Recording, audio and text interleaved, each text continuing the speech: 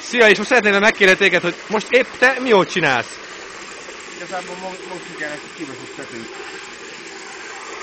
Ez a harci feladat? Ez most igen. Pedig nagyon felhők gyülekeznek. Úgyhogy nem értem, hogy miért fontos ez most. Igen, olávfelhők, ja, látom. Szerintem igen, arról még oláhabb. De hopp, egy vödör a fejről. Fákos volna, tedd még, egyébként, jó van.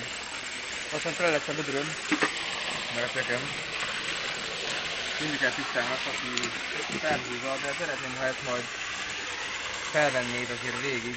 És te pontosan hol dolgozol, ha meg szabad kérdezni? Most kérlek szépen Németországban dolgozom, Friedrichshafen. Igen, és hová valósi vagy? Kérlek szépen, Magyarországról jöttem. Híres mesterségem címere. Gyors és speedfordó jelenleg. Értem. Egyébként Csongrádról érkeztem ide, ebbe a szép városba. Itt a Bóderi tó mellé. Azért láthatják a Pistakom a vár fönn. A félvárok lent.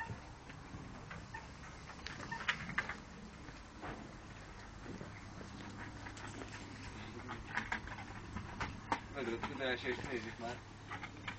Most jönnek a vödör, mivel tetőt mosunk, még egyszer hangsúlyoznám. És mi célból mostok tetőt?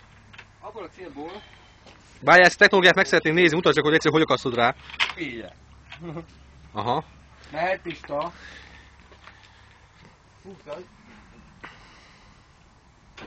Jó? Az állványt is húzzad.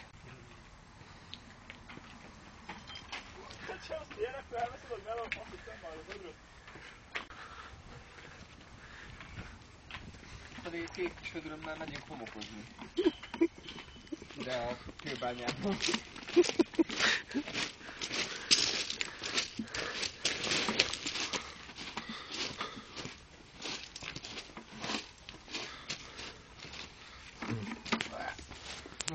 Mindig veszed? Te óvocska.